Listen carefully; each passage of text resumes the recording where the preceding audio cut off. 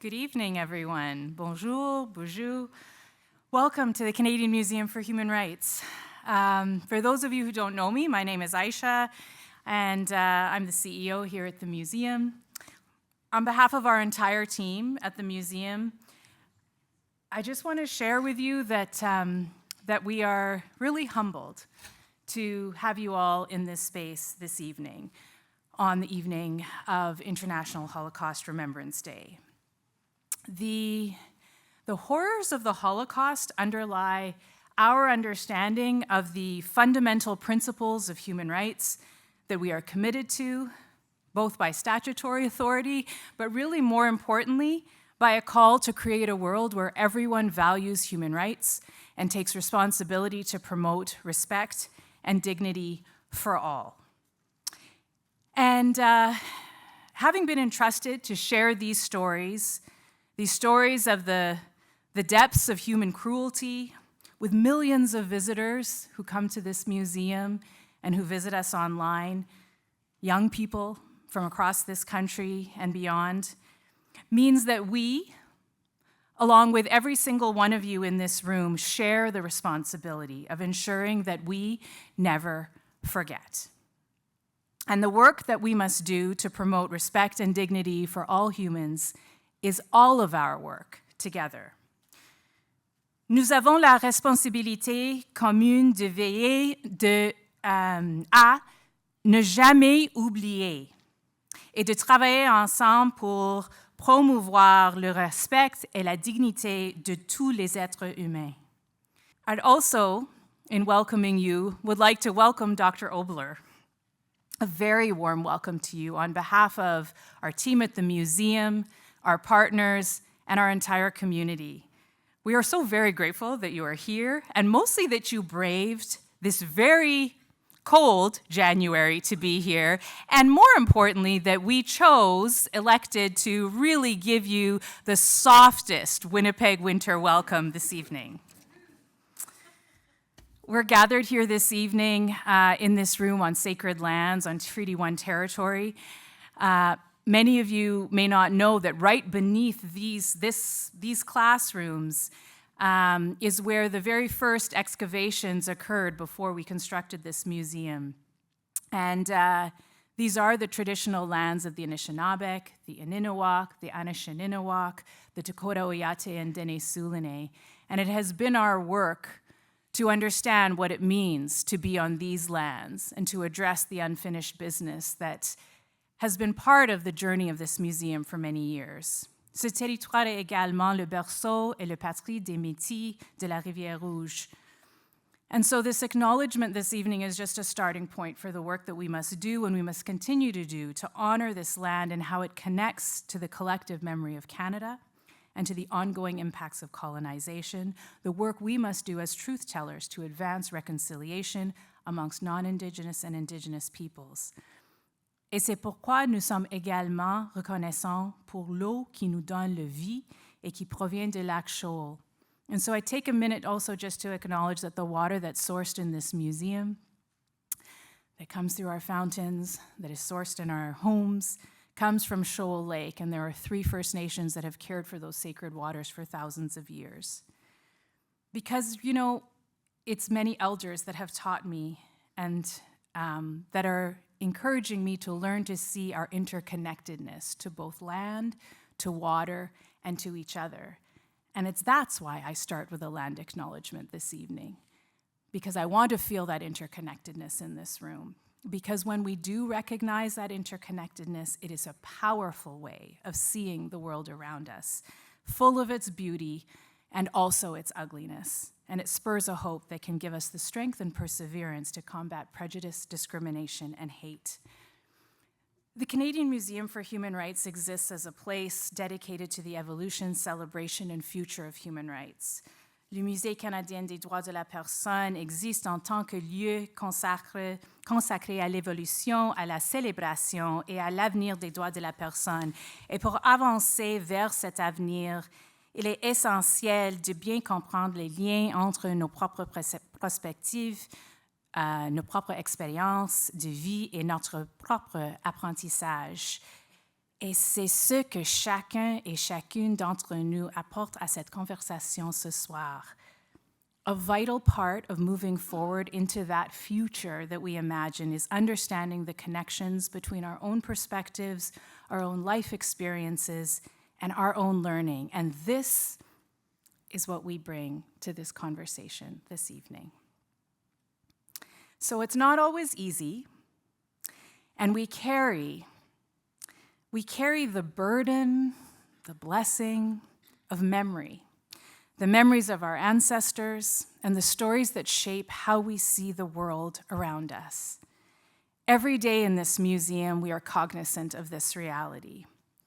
We've only to look at a few protesters outside today, to look at the many posts that comments we received on our post that promoted this evening, that we had to hide or remove, that caused many conversations amongst our team, to know that we are in contentious and difficult times, and often, most often, times where we see hate alive.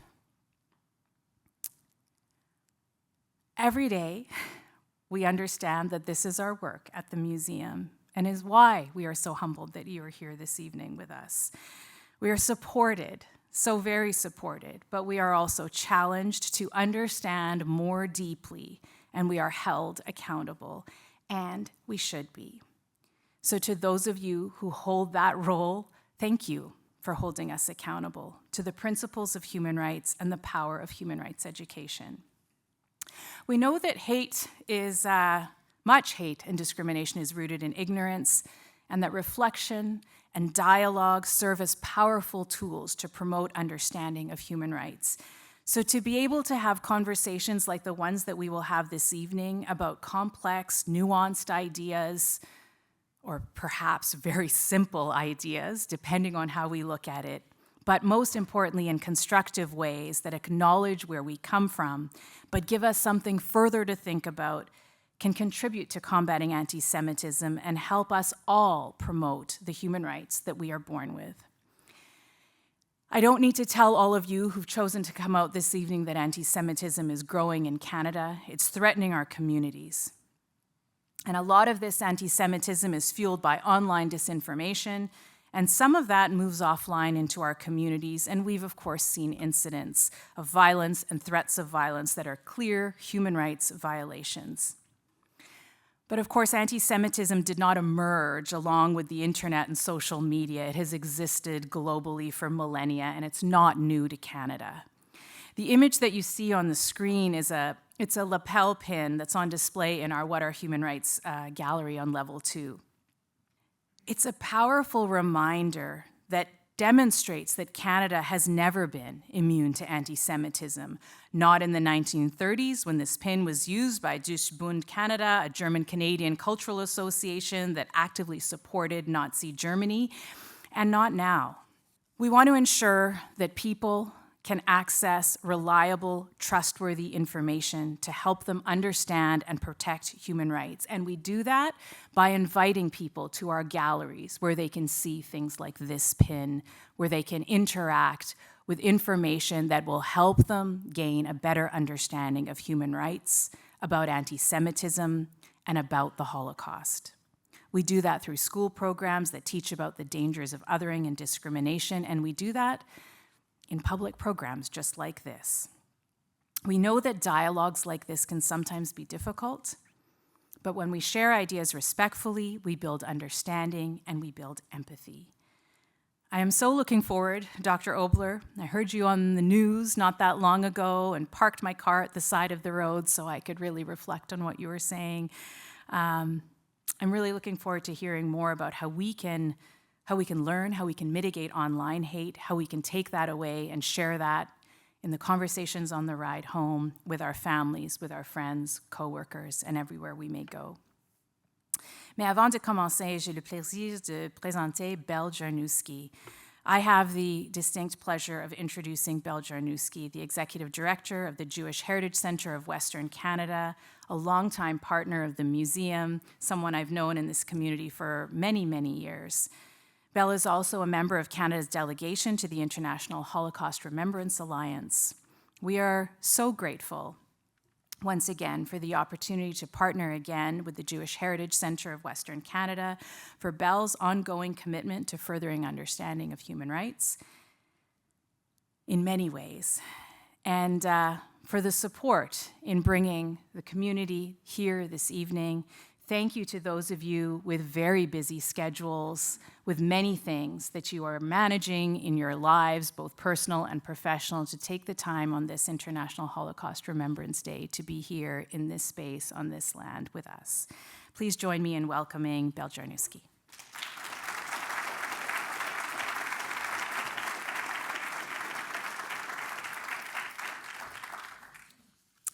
Thank you, Aisha, and welcome everyone. Thank you so much for being here.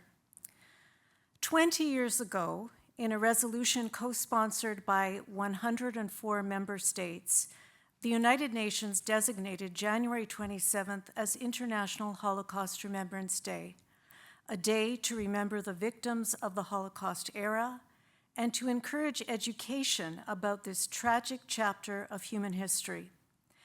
January 27, 1945, was the date that an advancing Soviet army liberated the largest of the Nazi death camps, Auschwitz-Birkenau. That morning, this place of infamy still held approximately 7,000 ill and dying prisoners. Of the 1.3 million who had been deported to Auschwitz, 1.1 million were murdered, and of those, 1 million were Jews.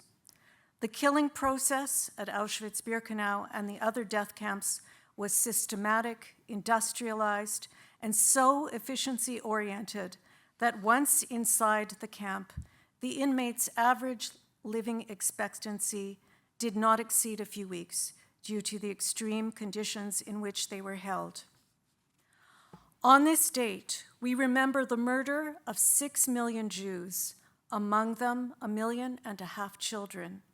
We remember the Roma and Sinti, who were also targeted for genocide, as well as the other victims of the Nazis and their collaborators who were murdered for racial and ideological reasons. Among them were Poles and other Slavic peoples, Soviet prisoners of war, persons with disabilities, political prisoners, trade union leaders, so-called subversive artists, dissenting Catholic and Lutheran clergy, resistors, Jehovah's Witnesses, male homosexuals, and criminal offenders. For me, this is also very personal. I remember my mother, an Auschwitz survivor, my father, who survived 6 concentration camps and was liberated from Dachau, as well as the many members of my family who were murdered by the Nazis and their collaborators, my grandparents, aunts, uncles, cousins, and my father's first child. 1/3 of the world's Jews were murdered in the Holocaust. Recent research has revealed that from August to October of 1942, 1.32 million Jews were either slain in Nazi death camps or shot in close-by regions, an almost inconceivable 15,000 people per day. In fact, roughly 25% of all Holocaust victims were murdered during those 100 days, quite likely the deadliest 3 months in human history. We are now 80 years since 1945. We believed the world had learned something, how a tradition of hate, more than 2,000 years old, could so easily translate to murder, and how easily human beings, for they were human beings and not monsters, could believe that Jews and others were unworthy of life. But we were wrong. Very few of our precious survivors are still with us. The torch has been passed to us to ensure that their story, This tragic chapter of human history is neither forgotten nor distorted in any way. It is our duty to fight the hate that continues to fester in our midst. We mark International Holocaust Remembrance Day while still in the shadow of October 7th, when Hamas terrorists waged the deadliest attack on Jews since the Holocaust, slaughtering babies, committing sexual violence, burning entire families alive, and taking some 240 civilians hostage. Some of those have been murdered in captivity. 90 are still waiting to come home. In the last 15 months, we have witnessed a level of antisemitism unprecedented since the Holocaust era. Here in Canada, the messages are unmistakable. The attacks have been on Jewish schools and synagogues, on Jewish-owned businesses, and with graffiti with horrific messages such as "Kill the Jews." Antisemitism, Jew hatred, incites violence, and it is a threat to democracy and to civil society. We know that far too many people today are lacking in their knowledge about history. They are influenced by the echo chamber that is social media, and in turn are all too ready to believe hateful ideas and conspiracy theories about Jews. And that is why tonight's presentation focuses on present-day anti-Semitism, because the line connecting the hate that began more than 2,000 years ago and that led to Auschwitz is sadly still unbroken. And now, it is my pleasure to present my friend and colleague, Dr. Andre Oboler. Andre is the CEO of the Online Hate Prevention Institute and an internationally recognized expert in monitoring and countering online hate, particularly online anti-Semitism and extremism, in his role at the OHPI, Australia's only charity dedicated to tackling cyber racism and other forms of online hate and extremism. Dr. Oboler develops new methodologies and approaches for monitoring, measuring, and responding to online hate and extremism, and for empowering communities and increasing community resilience in the face of an increasingly hostile online environment and the negative impact that this has on everyday life. And Andre is also a member of Australia's government appointed delegation to the IRA. He holds a PhD in computer science from Lancaster University in the UK and a Juris Doctor from Monash University in Australia. Andre.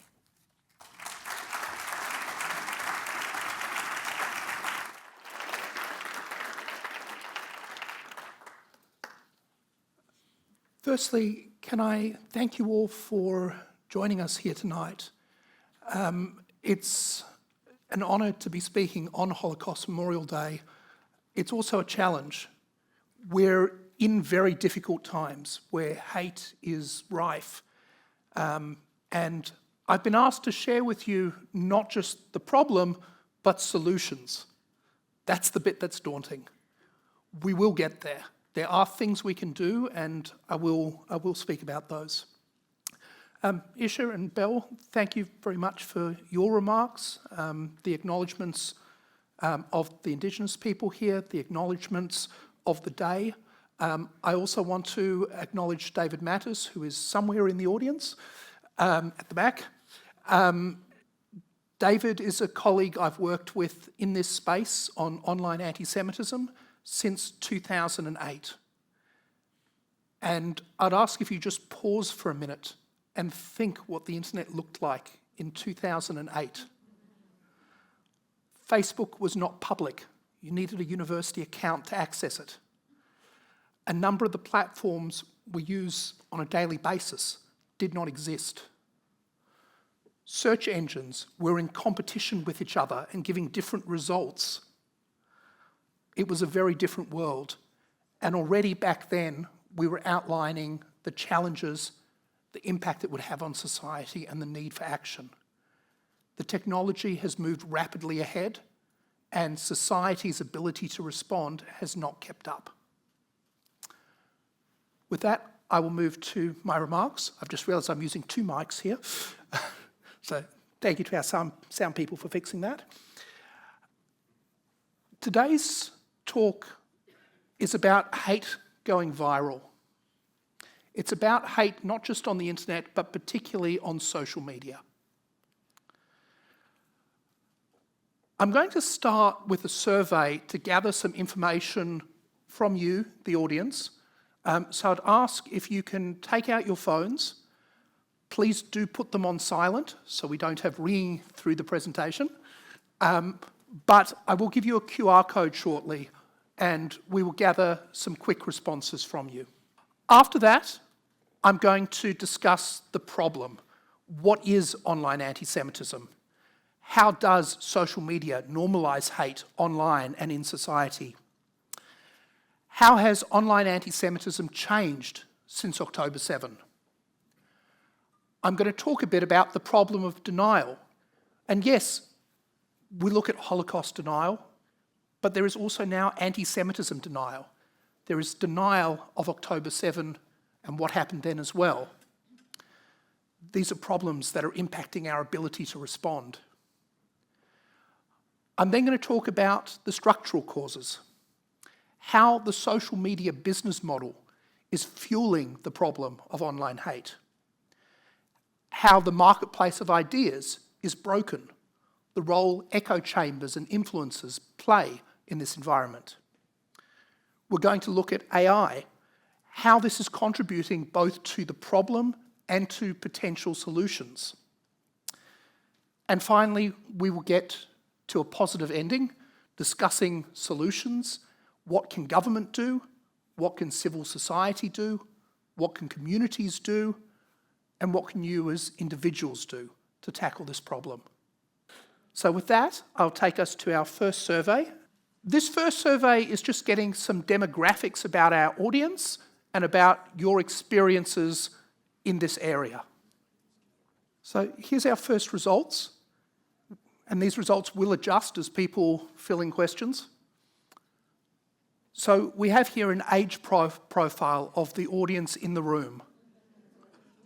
Okay, just under half are above 50, but we do have people, we've got nobody under 18, which is probably good given the content we're about to share. But we do have people from all the other age brackets, and let's see the next slide. Let's see where this goes. Okay? Gender-wise, the majority of this audience are women. That is actually not surprising. The interest in dealing with these online problems, the men tend to be in engineering, building the tools that cause the problems, and the trust and safety department that must mitigate the problems tends to mostly be women. And there's also something to do with gender bias there within the tech companies, that to increase the gender balance in the company, they don't fix the problem of not having enough women engineers, which is what they should do. Instead, they hire women in these other areas.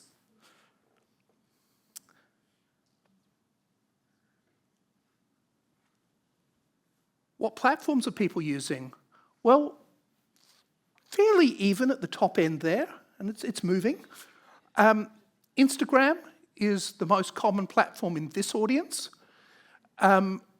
Statistically, I think it should be Facebook. But it is what it is. Oh, there we go. YouTube's taken the lead. Okay, but what we can see is there is a fair number of people using each of these platforms within this audience, and we will see examples today from multiple platforms.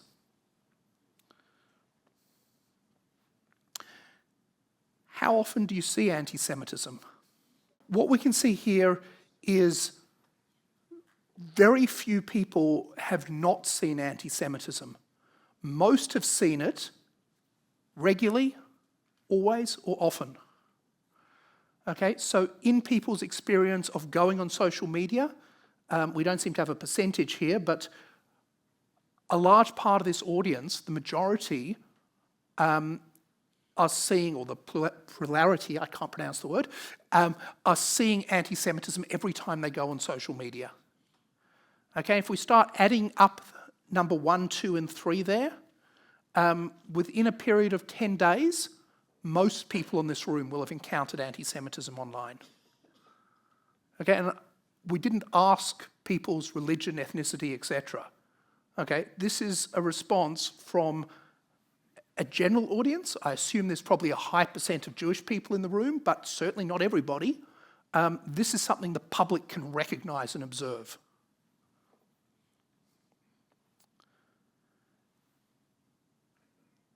And we're fairly concerned about it. This is not really a fair question given you turned up. It's a biased sample. But yes, people are very concerned about the problem of anti-Semitism in general. But let's compare this to the next slide, which asks specifically about online. Okay? About the same, I think there might be slightly more concern.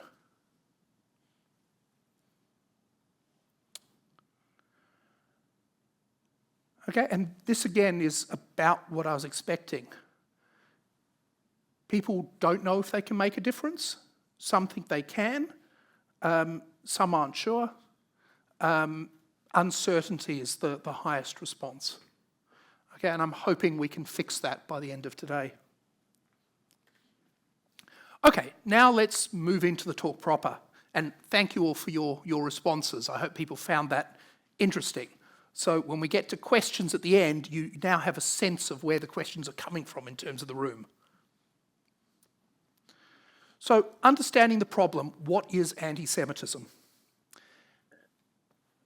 I'm not going to throw a definition up in front of you. Okay, we use the IRA definition.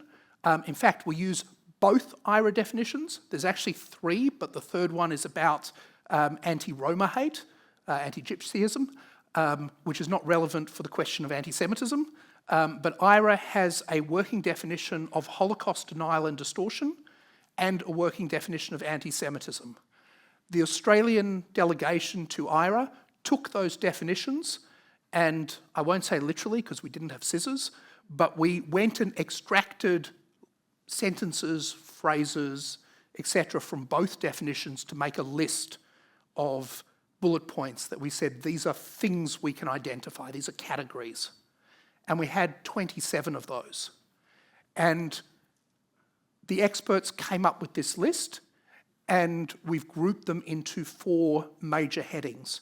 So the first of these is traditional anti-Semitism, and it is a collection of these specific types: dehumanising Jews, promoting a world Jewish conspiracy, saying Jews control the media, the economy, governments, social institutions. It includes the blood libel, claims Jews killed Jesus, holding Jews responsible for acts committed by an individual, accusing Jews of being disloyal to their country. I'll do a pop quiz. You don't have to answer, but holding Jews accountable for being disloyal to their country. Hands up if you know where that comes from. What's the first major case where that was on the world stage? Yeah, Dreyfus trial. Okay, so each of the examples in the IRA definition actually comes from history, from things that were occurring on a regular basis. That's why they were put into the examples. I have some images here of online anti-Semitism. I don't want to spend a long time. We have a number of these slides to go through on every example, looking at them in detail. But the bottom left shows a group of religious Jews around a computer, and the text says, "Telegram Community Standards Department reviewing my post." This is a Jews control the media allegation converted into the internet age. Jews controlling the moderation of the internet. The middle one, it's a video on YouTube banned how the Jews infiltrated the Vatican and changed the Catholic Church. Okay, that's that conspiracy theory of Jews controlling institutions. The one on the right, who crucified Jesus? The Jews. I mean, that's deicide, that's very blatant, and that's before we even get into the text, the comment above it. So that's our traditional anti-Semitism. We also have another category of Israel-related anti-Semitism. Israel-related anti-Semitism, we have, again, subcategories, but it's any anti-Semitism that is referencing Israel, Israelis, or Zionists. We put it in this category. And just for clarity, we allow each item of content to be put into as many categories as apply to it. So that includes multiple detailed categories, and if it's in multiple detailed categories under one heading, it just counts once under that major category, but it could be in two. It could be Israel-related and involve Jews killing Jesus. And in fact, the example we had just before does that. You can see it says hashtag Israeli crimes, Israeli apartheid, Israeli terrorism. Okay, so this goes in both because it's very clearly a deicide thing and it's connected to Israel. But returning to our Israel-related examples, accusing Israel of inventing or exaggerating the Holocaust, denying Jewish people's self-determination, for example, by claiming Israel's existence is racist. That's a throwback to the UN resolution that was repealed, the Zionism is racism resolution. Requiring a behaviour of Israel not expected of other countries, describing Israel or Israelis using anti-Semitic words or imagery. That one's important, we'll discuss that one more later. Comparisons of Israeli policy to Nazism. Holding Jews collectively responsible for Israel's actions. And again, I think we've seen a lot of that recently. Examples down the bottom, we see an Israeli flag on a demon image destroy the international Jewish mafia. And there's some more text there, but it's not important. This is demonization related to Israel. Next to it, when the Jews entered Palestine as refugees with no clothes and no shoes, today they claim Palestine belongs to them. Fact, Jews were kicked out of every country in Europe, and Palestine was the only country to help and support helpless Jews. There's a lot of historical inaccuracy in that particular image. That's not the bit that's anti-Semitic. The bit that's anti-Semitic is the Jews were kicked out of every country in Europe. Okay, and there's a particular anti-Semitic meme talking about the number of countries that expelled Jews and suggesting the reason this happened historically was because Jews are evil and a problem. That's the bit that's anti-Semitic. We have Prime Minister Netanyahu looking out a train window with Hitler looking back in the reflection. Okay, that's an example of comparing Israeli policy to Nazism, or in this case, simply comparing Israel to Nazi Germany. Here's an example. I promised a colleague I would show you this. This is an example from about 2 days ago from New Zealand. The image says genocide hotline. Israeli soldiers are holidaying in New Zealand. And then below it, we need your help to track them down so we can let them know they are not welcome here. If you come across any IDF soldiers or Israeli reservists on holiday here, please call the Palestinian Solidarity Network Association Genocide Hotline. And there's a phone number where the letters for apartheid spell out part of the phone number.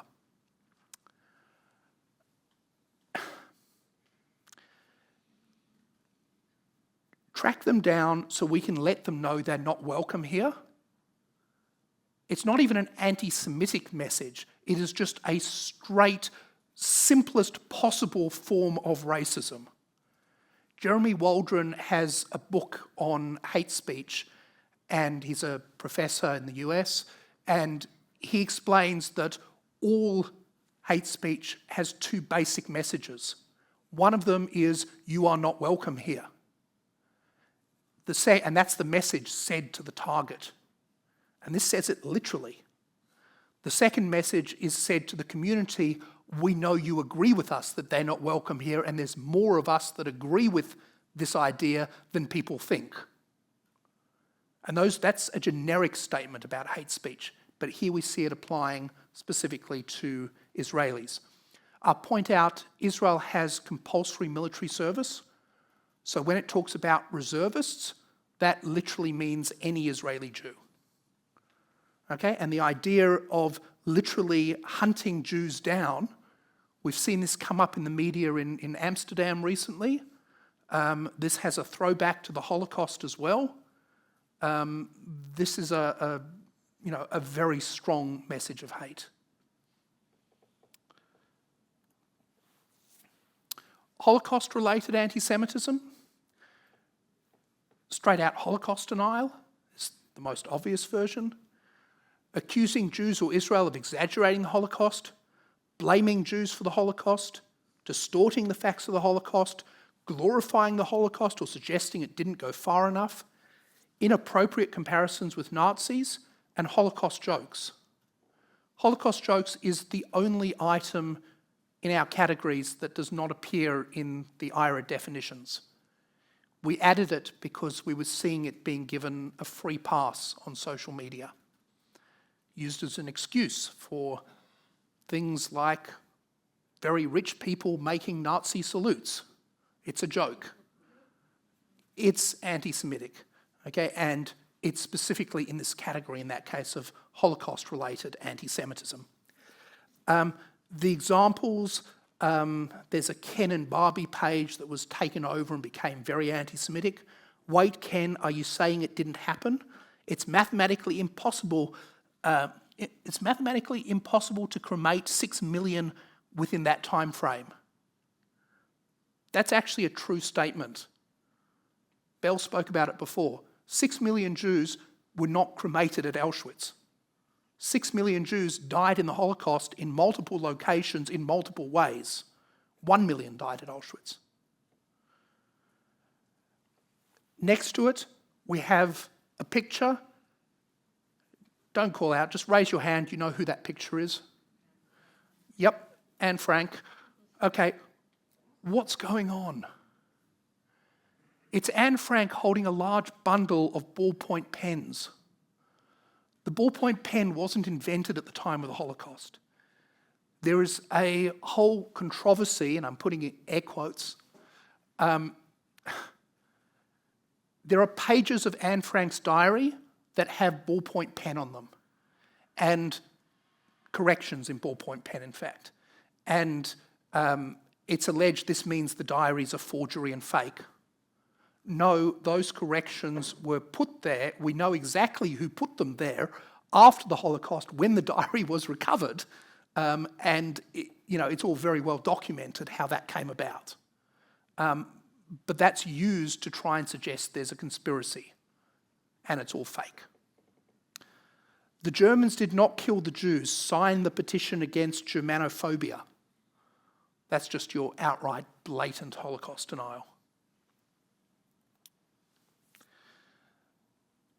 Here's a post-October 7 example. A US ambassador and former US ambassador. The quote is, pre-October 7, Gaza was a concentration camp. Post-October 7, Gaza is an extermination camp. Okay, this is a Holocaust distortion. It's not the exact words he said. What he actually said, which wasn't any better, is this was a concentration camp in Gaza, a prison, if you will. It has become an extermination camp. That quote appears 4 or 5 times on social media. I wasn't sure it was real. I eventually tracked down the video last night, and it is real, and it is Holocaust distortion. And this ambassador was denied reappointment by Congress to some role because of the sorts of things he'd been saying. But that is an example of Holocaust distortion being used in a very recent context.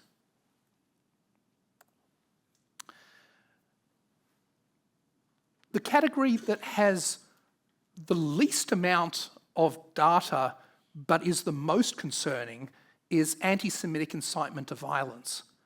This is the sort of content that directly, very rapidly moves offline into the real world. It includes calling for aiding or justifying the killing or harming of Jews in the name of a radical ideology or extremist view of religion. We've seen that grow dramatically, both with Nazi ideology and with Hamas ideology, just in the past year. Calling for harm to non-Jews for supporting Jews or opposing anti-Semitism.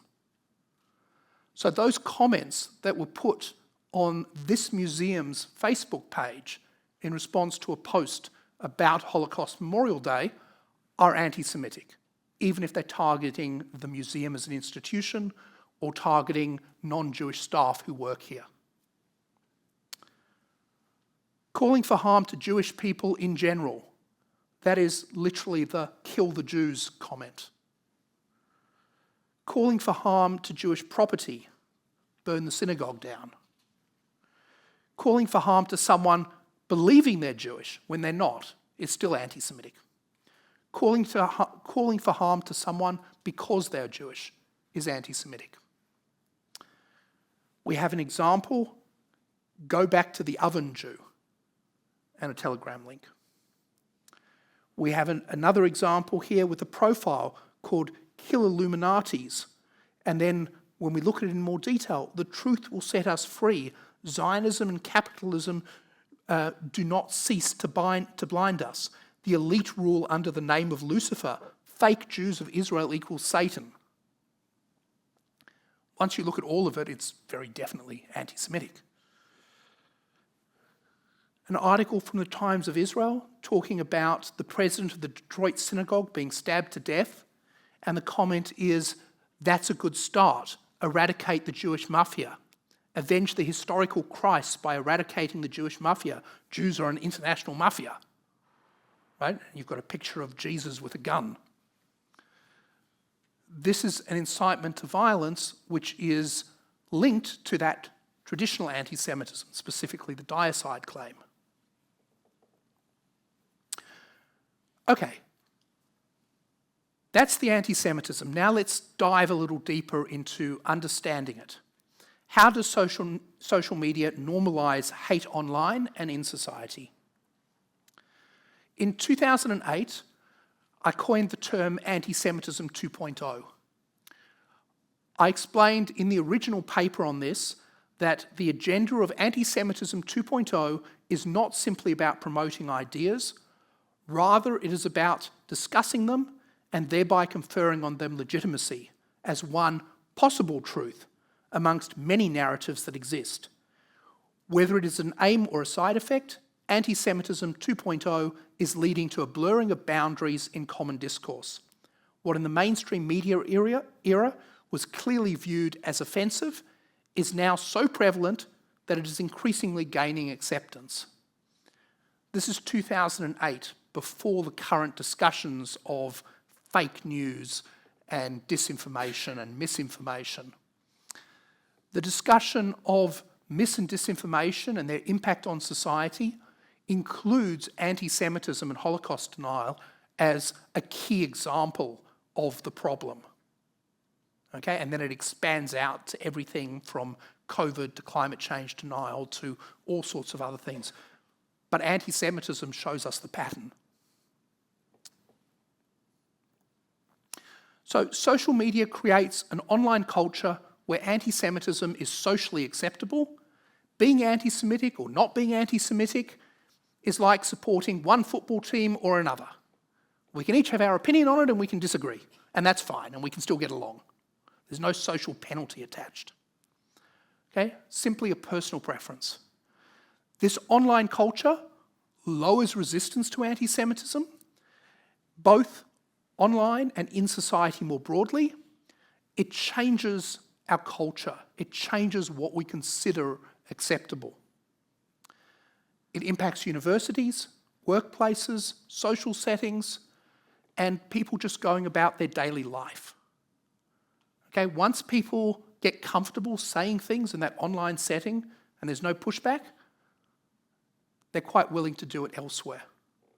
And that's what we've seen, again, particularly over the last year, ramping up. The level of what's considered acceptable has changed. Let's go a little deeper now. How has it changed since October 7? I want to just explain our methodology before we get to a whole bunch of data and graphs. We use an approach based on time-based sampling, which measures the density of the anti-Semitism. Okay, so literally how many anti-Semitic items do we find in 1 hour of monitoring? So if we do our thing for 1 hour on X, and then for 1 hour on Facebook, how many items do we have on X? How many items do we have on Facebook? And we can compare those. Okay, and because we're limited by time, the relative size of the platforms is irrelevant. The fact one's much bigger than the other doesn't matter because a user in 1 hour is only going to see so much content. Doesn't matter what the total volume out there is, no one is seeing that. So we collect the data in cycles. A cycle is 1 hour of collection on every platform we're monitoring. We do them in sequence, one on every platform, and then we start over again. We report the data using the concept of a nominal daily collection rate. That is simply the amount of data we would collect on a platform in 8 hours. So for one of our sets of data, we monitored for 16 hours, so we just divide the number we collected by 2, and that gives us what you would expect on average for 8 hours.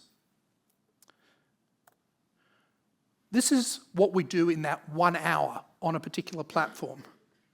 We find an item of hate speech by doing a search. And we do this not just for anti-Semitism, we do this for other types of hate as well, including for Islamophobia after October 7. We have data on that too. We search, we find the item, we capture the data, we classify it according to the categories you've just seen, we report it to the platform, and then we look at the comments. And if there's hate in the comments, we capture those. And once we've done all that, if the hour isn't finished yet, we look at who's engaged with it, who commented, who liked, who shared, and we go and look at what they've posted. And if we find anti-Semitism, we look at the comments, we repeat all of this. If we don't find anti-Semitism, we go back to the original post and look at the next person. Theoretically, if we ran out of anti-Semitism, we would do another search within that hour. That has not happened.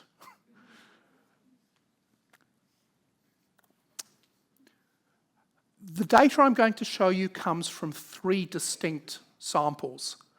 The first was collected from November 2022 up until September 30th, 2023, a week before October 7.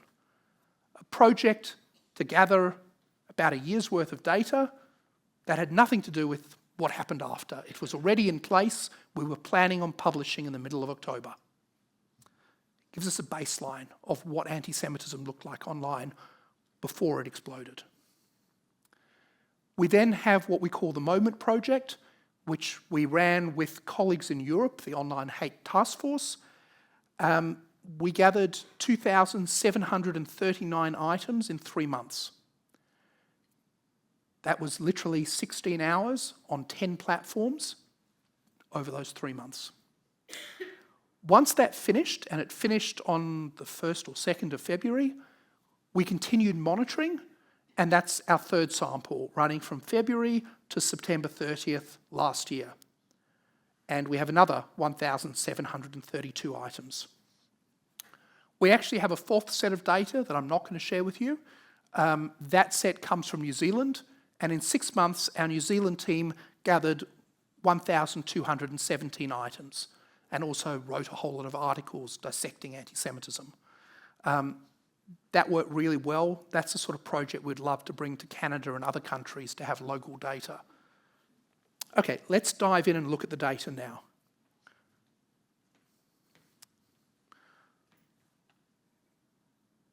Here are our 4 categories: Holocaust-related, incitement to violence, traditional, and Israel-related.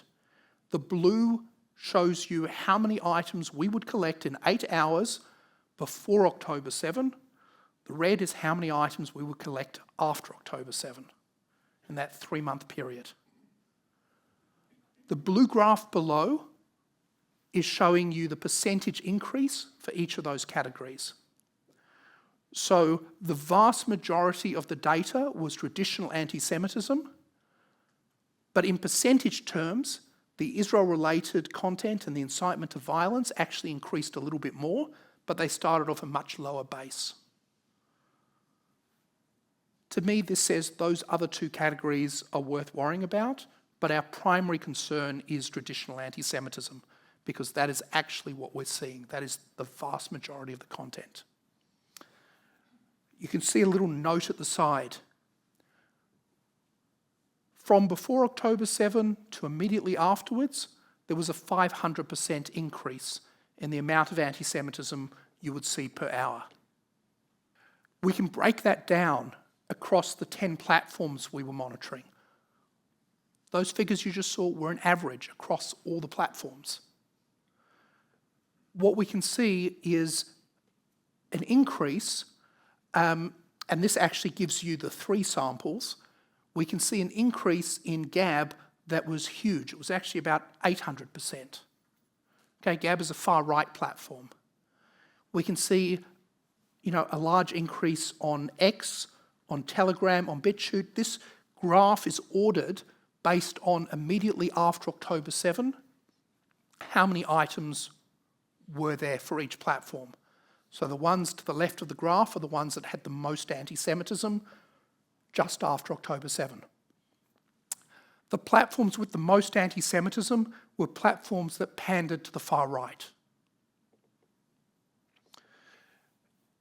We can also see, if you look at the grey, that those same platforms had the largest drop back to normal in the period from February through to September 2024. So they took advantage of what happened in order to ramp up the anti-Semitism they were producing. And then they got bored and it slowed down. It's still, overall, anti-Semitism is still 400% higher than it was before October 7, but that's better than the 500% it was immediately after. But most of that fallback is coming from the far right. If I draw your attention just to Instagram for a minute, Instagram's actually got worse. It's worse now than it was in the 3 months immediately after October 7. It's the only platform where that's occurring.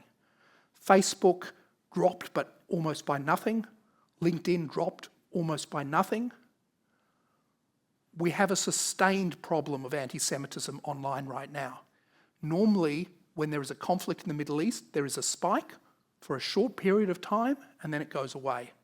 That has not been the case this time. We've seen a change online and in society that has normalised it, and that is the real threat.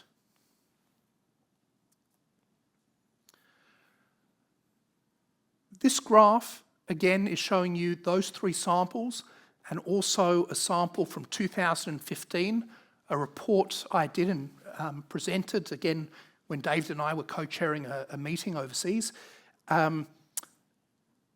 This shows what percent of the data sample at each time period contained each type of anti-Semitism.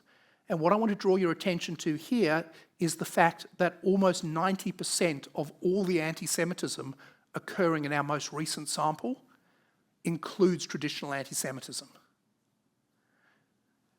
The number of anti-Semitic messages that are being included per post that contains anti-Semitic content has grown. So no longer do you have something that is just, the Holocaust didn't happen. It's now the Holocaust didn't happen and we should kill the Jews. Or the Holocaust didn't happen and it's Jews controlling governments that are trying to control our education system to make us think that it did. Okay, we get more and more of these narratives coming through. The other thing I want to draw your attention to is the incitement to violence. Compared to before October 7, it's doubled. Okay, twice as much of the content that is anti-Semitic now includes incitement to violence. That's really concerning. Okay, so it's becoming more extreme. The Holocaust data, you can see, was higher during COVID and now has sort of fallen back and stabilised. And that's really nothing to do with now, it's the fact that it was elevated during COVID.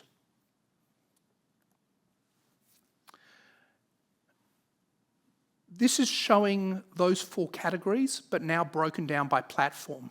And you can see it before October 7 and after. And I just want to point to the scale here, that in most platforms, except for Gab, BitChute and Telegram, which have far-right audiences, okay, and Instagram a little bit, things are below the 50% mark. Okay, none of the narratives are really being used, at least half the time.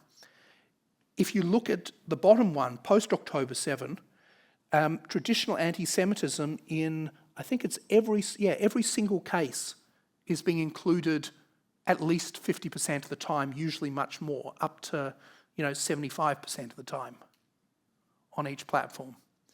And we can see, up more than 75, up to 80, 90. We can also see Israel-related content being more frequent. I particularly draw your attention to LinkedIn. It's the only platform where the Israel-related content is dominant, and we'll come back to that a bit later as well. You've already seen this. These are the 27 categories. This is what you saw in those grey boxes before. This is just presenting them as a set under their 4 main headings. That same set is shown on the right. What you're seeing on the left is a graph that says across all of our data, across all of the platforms, how much fell into each of these narratives. And category 1 point something is the Holocaust-related category. So that's breaking it down into its specific arguments. Category 2 point something is the incitement to violence. Category 3 point something is the traditional anti-Semitism, and that's where most of the data is. And you can see that when we break it down, multiple narratives of traditional anti-Semitism are very high. Israel-related anti-Semitism, most of it is category 4.4. I pointed to that earlier. I said, remember it. 4.4 is literally traditional anti-Semitism, something in the 3s, with the addition of a reference to Israel, Israelis, or Zionists. That's the example I showed you before of Jews killed Jesus, hashtag something to do with Israel. That's what's growing. It's the traditional anti-Semitism being coupled with the reference to Israel. The narratives can vary by platform. Here is that graph, but only showing 2 platforms, TikTok and LinkedIn. Firstly, we see that on TikTok, there is way more dehumanization, category 3.1, than there is on LinkedIn. Okay, you can see that first graph on the left at 3.1. Nazi analogies are almost the equal highest narrative on LinkedIn, okay, 4.5. They don't exist on TikTok. It's almost exactly 0. TikTok does not allow them, okay, but LinkedIn does, and it's the only platform where those analogies are absolutely rife and just not recognised as a problem. If you want more detailed data on particular platforms, we have reports, we have articles, there's some links there. That's all publicly available. Understanding the problem. Denial. We had neo-Nazis in Australia protesting outside our state parliament. You can see some of the comments on the slide there. Comments of people denying that this was anti-Semitic. These were self-described neo-Nazis holding up a sign that spoke about Jews and did not mention anything to do with Israel. But people were willing to turn a blind eye saying, oh, it's just criticism of Israel, not anti-Semitic. That's what we're dealing with now. Even Nazis are given a free pass. We've had cars vandalised and set on fire in Jewish neighbourhoods in Sydney. A person here comments saying, the graffiti says the headline in the paper says it's targeting Jews, but the graffiti says it's targeting Israel. Therefore, it's not anti-Semitic. Never mind the fact that the car owner, is supposedly Jewish. They actually weren't, but that's another story. We've also had a house attacked because the CEO of the community lived there 3 years ago. So there's an Asian couple that live there now who've had their house attacked because they thought a Jew lived there. This is a post from an anti-Zionist Jew calling for every synagogue to be burnt down because they're all Zionist institutions. This is incitement to violence. This is a comment, one of those comments that was just removed on this museum's page. I captured this yesterday. And this is a denial of anti-Semitism, saying Palestinians are Semites too, and someone else replies the original meaning of anti-Semitism was hatred of Arabs, Sumerians, and Jews. Now it's just people of the Jewish religion, and the other person replies saying, take a guess why that changed. It didn't change. Anti-Semitism was invented to mean anti-Jewish. It was invented in, 1870? Yeah, by a German anti-Semite in order to use the idea of scientific racism to be anti-Jewish. It's never meant anything else. Why is this promoted? Because if you can distort the meaning, you can dismiss the concern. This is an example of a fringe Jewish group in Australia. Part of their mandate says they support Palestinian freedom, justice and equality. That's all fine. But they promote themselves as an independent, expert Jewish voice opposing anti-Semitism and racism when their primary focus seems to be undermining concerns of anti-Semitism and providing the media with an alternative voice disagreeing what the mainstream community is saying. They've just run and they represent less than 0.4 of 1% of the Jewish community. And that's including people that they then kicked out of their group. We had a parliamentary inquiry on anti-Semitism in universities, and a lot of students and staff made submissions. This group went through the submissions.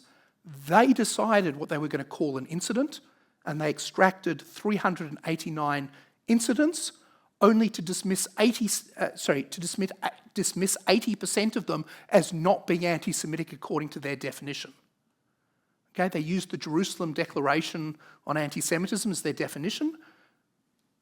The issue is their methodology said content was either anti-Semitic or it was support for Palestine or criticism of Israel or Zionism, or it was not anti-Semitic, or it was unclear. Okay, now for those that do research, the problem here is they have determined that anything that contains support for Palestine, criticism of Israel, or criticism of Zionism, whatever else it may say, cannot be anti-Semitic because it belongs in this second bucket. And that accounted for 50% of the content. Right? They're rejecting the idea that something could both be criticism of Israel and it says kill the Jews and therefore it's anti-Semitic. Right? According to this methodology, it's not because it's criticism of Israel. So that's the bucket it goes in. Structural causes of anti-Semitism and online hate? I'll be quick. Social media takes money from ads, okay? You are the product, not the customer. Your attention, your eyeballs is what's being sold. Higher engagement, more time spent online, more ads shown means more money for the platform. Outrage keeps people online, therefore generates more money. Removing content means less engagement, less outrage, less eyeballs, less money. It also means more cost because you have to pay to remove content. You have to pay moderators. You have to build AI.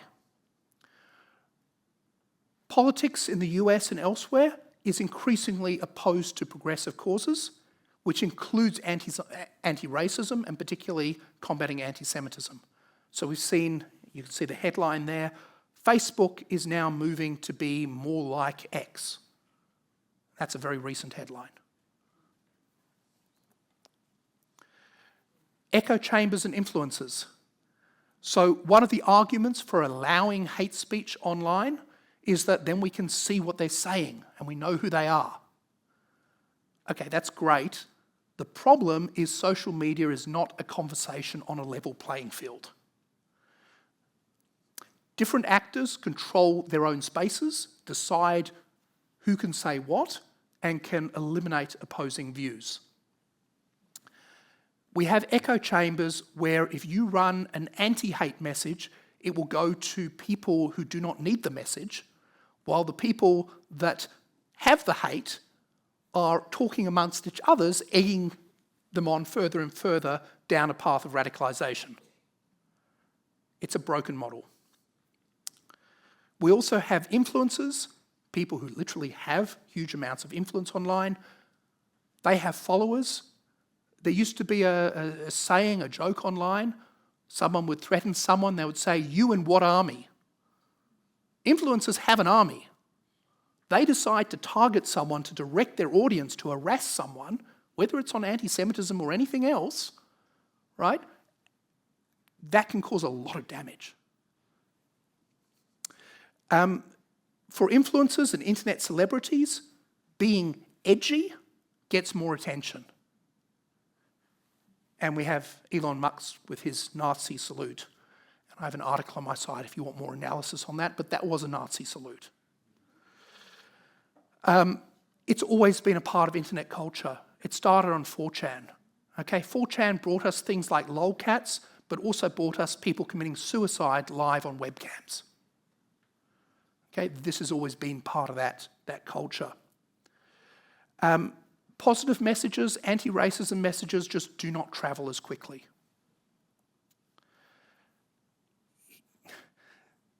AI.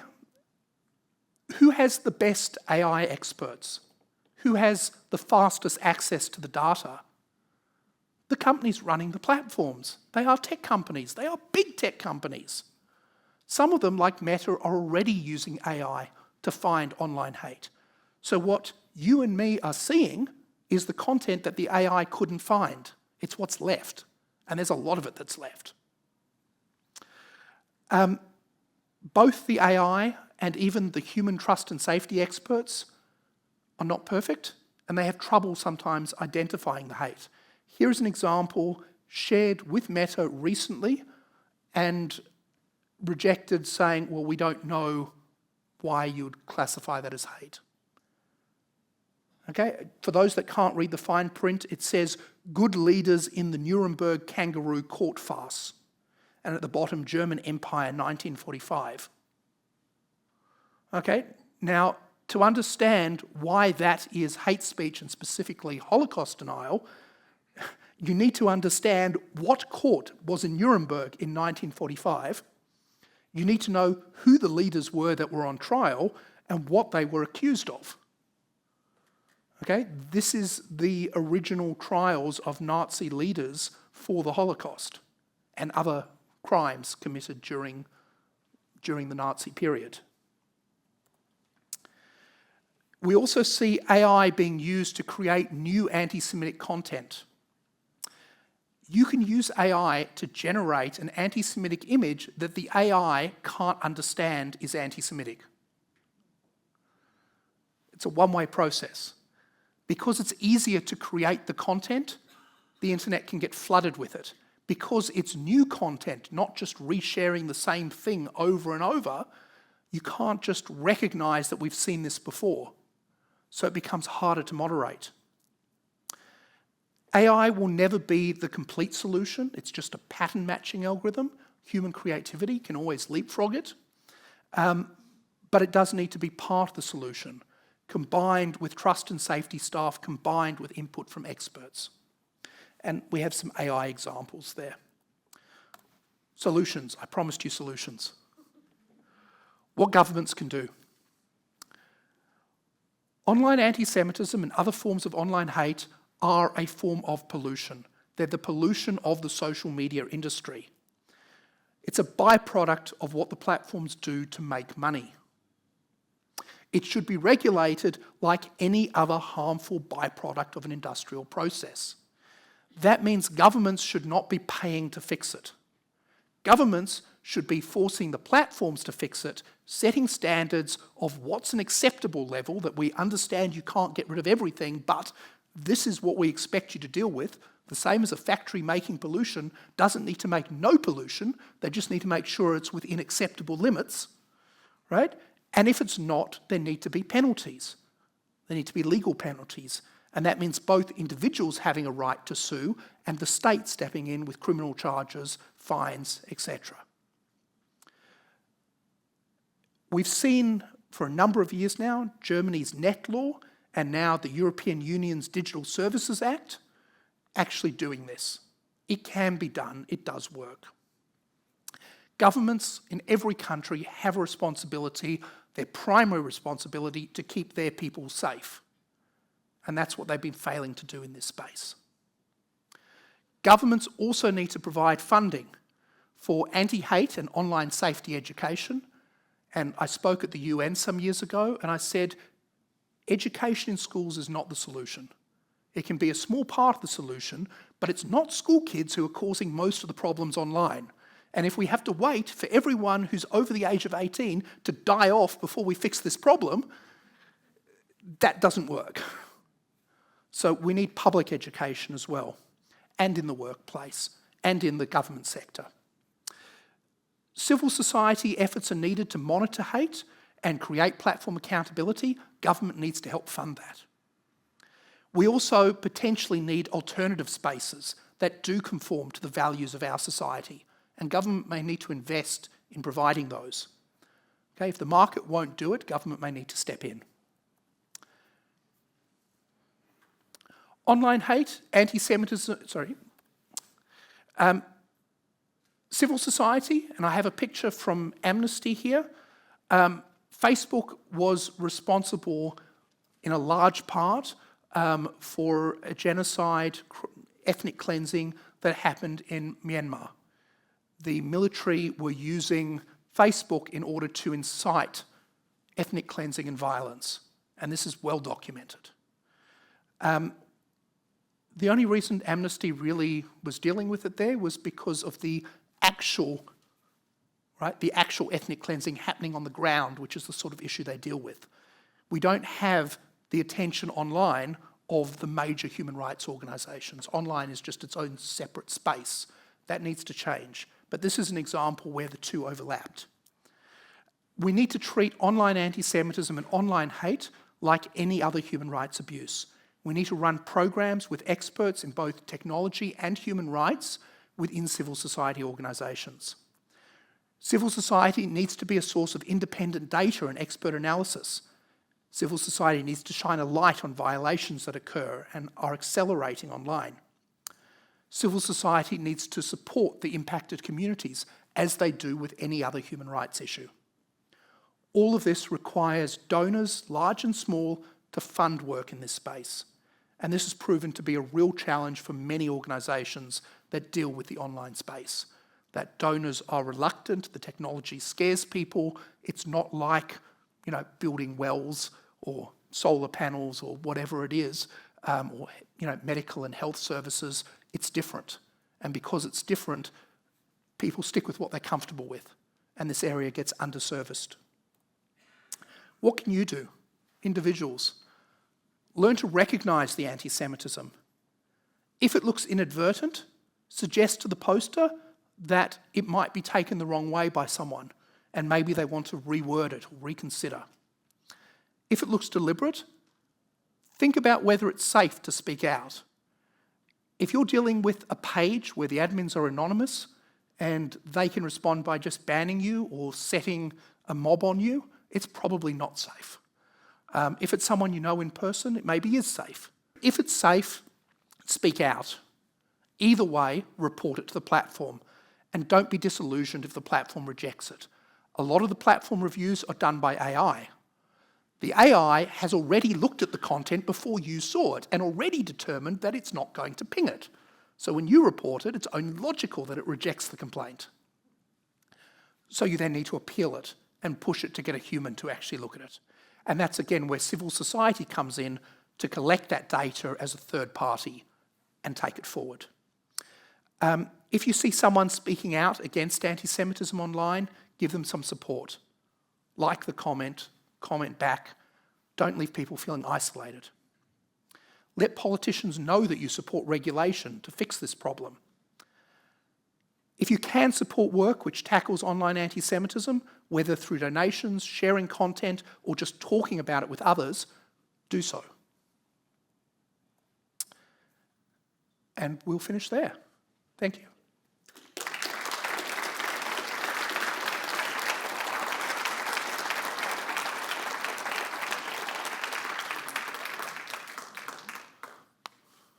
I do apologise for going over time. I hope that wasn't too much.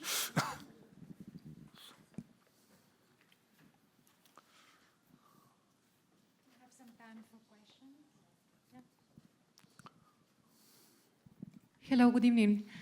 I want to ask you if you use the word Zionism interchangeable with Israel, because it is not clear here except for a couple of slides that we have seen. My second question is about dog whistles, like the red inverted triangle. Let me take the first question first. The IRA definition says that criticism of Israel that is like criticism of any other country is not anti-Semitic. It says that categorically. Okay? Where it talks about Zionism is where it says denying Jewish people the right to self-determination, for example, by claiming Israel's existence as a racist endeavour. That's anti-Semitic. There is a lot of scope for discussion about Zionism and discussion about Israel that is not anti-Semitic. Okay? But there is also instances where it does become anti-Semitic. For example, where someone uses that traditional anti-Semitism, Jews control the world, Jews control the banks, and they substitute Jew for Zionist. Zionists control the banks, Zionists control the world. In that case, it's anti-Semitic, not because of the use of the word Zionist, but because it's clear they're talking about Jews and the statement itself is anti-Semitic. We've also seen a different phenomenon more recently, where people go, Zionists are Nazis, right? That is anti-Semitic, okay? Most Jews are Zionists, and the attacks saying, demonising Zionists or Zionism does move into that anti-Semitic space. So, there is room for discussion on Zionism, but what we're seeing is that the uses it gets put to tend to fall into the anti-Semitic space, except in very narrow exceptions. Okay, you had a second question. I have two more, sorry, about dog whistles and an inverted triangle, and that we can see in the profiles of people in Facebook, Instagram, etc., and who is archiving that. I mean, there you talk about the triangle. There it is on the screen. Yeah. Well, it's a Hamas symbol. Yes, yes. That it is not taken as anti-Semitic if you are reporting it. And this is the issue of the language changing, and the platforms needing to be informed by experts and keep up with what the latest language is. We have a problem in Australia. We have laws banning Nazi symbols. I said they also need to ban neo-Nazi symbols. The law doesn't do that. So all they have to do is invent a new symbol, and they can change it every Monday. And the law can't possibly keep up. And this is the problem we've got, the changing language. Thank you very much. There's one at the back if there's not one on this side. No? We want to make an effort to get questions across the audience. Here's one I'm particularly curious about. TikTok and LinkedIn were almost tied for high levels of anti-Semitism. TikTok I can understand. What's the deal with LinkedIn? This is supposedly a highbrow platform where people know that their resumes are being looked at, that they use for professional interaction with other people. It seems like among that demographic, and there's probably lots of demographics within that, LinkedIn users, why the heck is it so high? Yep. You may have missed it, but our earlier graphs when we did the comparison, where is it? Yeah. If you look at LinkedIn, there is no blue. Prior to October 7, we were not monitoring LinkedIn. We had a page on LinkedIn, but we weren't doing systematic monitoring. We started it immediately after October 7 because we were seeing the anti-Semitism on that platform, and we monitored it then for both anti-Semitism and Islamophobia. LinkedIn, well, let me ask you the question. Do you know who owns LinkedIn? LinkedIn was bought by Microsoft a few years ago. Microsoft did not get into the social media game because they lost an antitrust case many years ago about Internet Explorer being bundled with Windows. So part of their avoiding being broken up was to effectively leave the internet sector to Google and others. They re-entered by buying LinkedIn. And one of the things that happened was they started this idea of bring your whole self to the platform, not just your working life. And what we've seen is more and more political posts appearing on LinkedIn, more and more content. Okay, it's not people posting pictures of their kids, but it's people engaging beyond the scope of their job, okay, on their beliefs, values, etc. And for a certain segment of people, promoting the anti-Israel narrative, it's the same reason some of them turn up to encampments and protests and demonstrations. It's the credentials they need for their political activism. And they do that on LinkedIn too, and they think that's what's going to get them what they want for their next job. They want to be part of a community that thinks like that. David? Yeah, you mentioned support, and I wanted to sort of ask you about that because, after all, what you're involved with is the Online Hate Prevention Institute. It's not the Online Anti-Semitism Prevention Institute. So the question is, what sort of support is there across the various targets of hate to deal with, together with this problem, in support of each other with this problem? There is not a huge amount of support even within the Jewish community for the work we're doing on anti-Semitism. If you saw the report covers I had before that were up there, I've lost them now. Okay, I showed 3 reports before. We worked with the Executive Council of Australian Jewry, the peak Jewish community body in Australia, on our monitoring before anti-Semitism, before October 7 and immediately after October 7. That project's finished. There is currently no support to do ongoing monitoring today. The reporting on anti-Semitism in Australia does not include a substantive look at social media. The focus is on the streets, mainstream media, etc. We haven't moved much further than back when you and I first started dealing with this. The focus is still in the old places. The impact of social media isn't fully recognised. We did work, as I say, on Islamophobia after October 7, the exact same amount of effort as we did on anti-Semitism. We had trouble getting engagement from the Muslim community who the report was supporting and about their experiences. We had trouble getting support for that report, even though it was us coming to them working on their issue. Right now, we're running training. We approached all sorts of ethnic and multicultural and religious groups to say, Meta has given us money to train people to become experts in monitoring online hate. Would you like to nominate people from your community to do this training? We got 0 response. Right? We advertised unpaid internships, and we've now got 30 people we're training. But they did not come through community organisations. They did not come through civil society organisations. The only organisation that we have a significant additional cohort from, not in that 30, is actually from one of the state police forces, where their experts in bias, hate crime are wanting to get the training. So there is still a disconnect happening. Our idea is we will train up these interns, and hopefully they come from many communities and many places geographically. Hopefully they'll be able to go back into their own communities, whether that's geographical or ethnic, religious, etc., and use their expertise to help their community. But we're having to do it from the grassroots up rather than top down.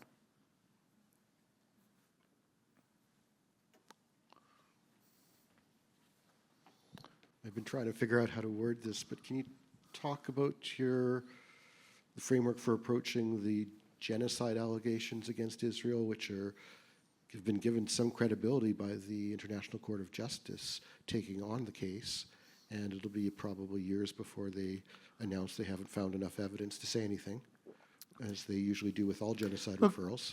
I spoke about this on CBC a little while back, and I said, for me, the big issue is that Holocaust analogy we saw. And the Holocaust analogy, the problem is not what it says about Gaza. The problem is what it says about the Holocaust. Okay, because if you claim what happened in Gaza, which is not so different to any other, it's not so different to what's happening in Ukraine, it's not so different to Dresden, it's not so different to any other war situation. And yes, we can talk about how terrible that loss of human life is, but that's not what we saw in the Holocaust. The Holocaust was something else. Okay, what happened in Gaza is not a death camp. It's not people being put on trains and taken across multiple countries simply to kill them more efficiently at the other end in a systematic process. Okay, it's the industrialised killing that makes the Holocaust so unique. So that's the first thing. It's not that saying, Gaza is a death camp is anything, it's not an issue to do with Gaza, it's an issue that it creates a misunderstanding of the Holocaust itself. What I said was, I think the claim that Israel committed genocide is wrong. I'm not sure it's necessarily anti-Semitic. Okay, and I say that because that is something the court needs to work its way through. Okay, and that is a factual question. Now, the claims that Israel was committing genocide in Gaza before the current war, when there were no Israeli troops in Gaza, okay, that is probably anti-Semitic. Why? Because it had no possible conceptual basis other than being used to try and demonise Israel and, by extension, their Jewish people, to say Jews believe in ethnic cleansing Palestinians, etc. And without a conflict, without anything that could actually be a case, it was demonisation. In the context of a war where there are things that can actually be investigated, they need to be investigated.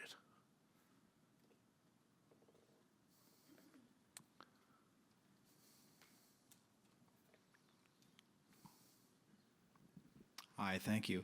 I just had a quick question from other research that I've come across, which talked about state actors and their involvement in fomenting anti-Semitism through social media. Could you speak to that a little bit, please? Yeah, look,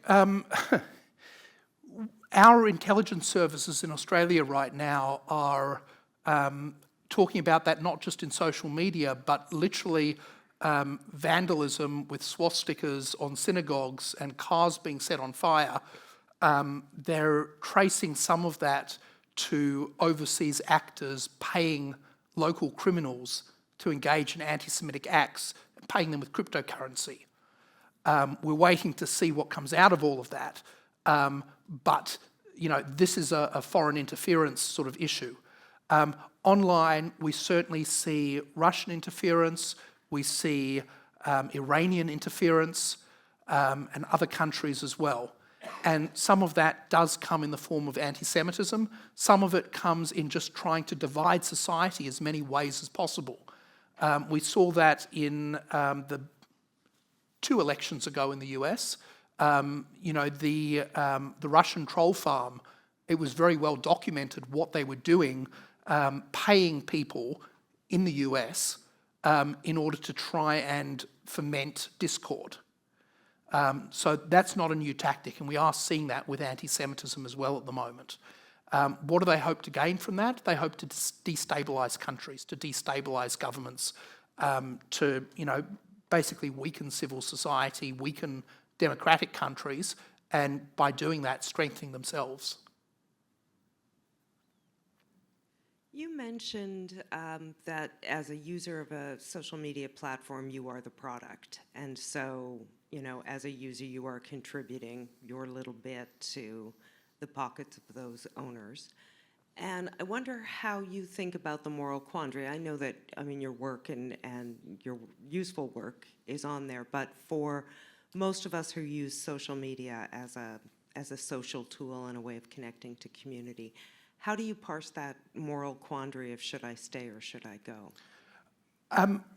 When it comes to X, there was news just before we started. A number of Jewish organisations across the US have just quit X. There were discussions at IRA amongst some of the UK countries. Belle's saying her organisation has quit X as well. X has become really, really problematic. And it's actually even more problematic on Islamophobia than it is on anti-Semitism, like disproportionately so compared to other platforms. And Facebook's now starting to follow the lead of X. We have a problem there. But as the worst offender, leaving X is a good thing. I haven't shut down my organisation's accounts, but I haven't really been posting to it either. You know, a bigger moral quandary is if we want our content tackling hate to be seen, we need to pay the platform to boost it. That's a problem.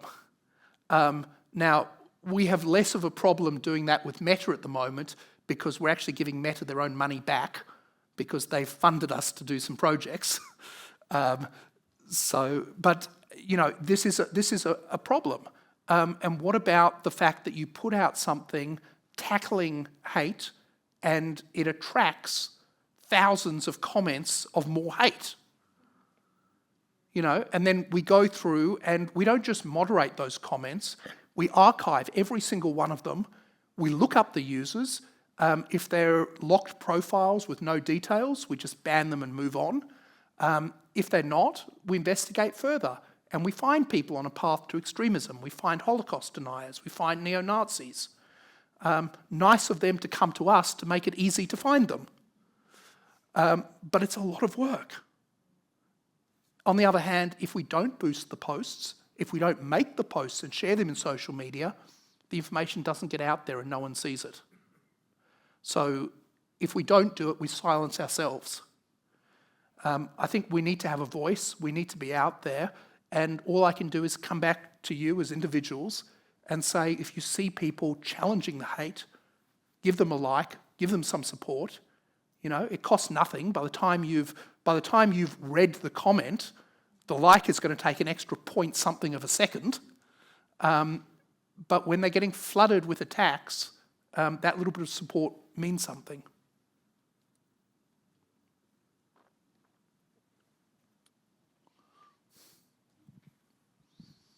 This is going to be a bizarre question, but I think you're the best person to ask it to. I heard recently a theory that AI, like ChatGPT and similar programs, has figured out that it's in its best interest to profile the people asking the question. So if you ask it a question about Israel, it'll try to decide first whether you're pro-Israel or anti-Israel, and then give you an answer that you'll be happier with. Is there anything to that? I haven't heard that, but that doesn't seem unreasonable. Normally, something like ChatGPT works by having a history of your recent, like you ask a question in a session and you ask a follow-up and a follow-up and a follow-up, and the responses you get will vary depending on what you've asked previously in that session. So it does learn. And there's a lot of